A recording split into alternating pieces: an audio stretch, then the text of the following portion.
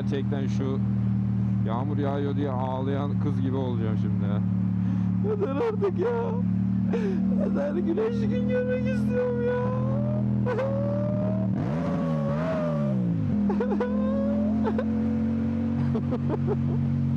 Yeter artık ya. Yeter ya. Yeter yeter.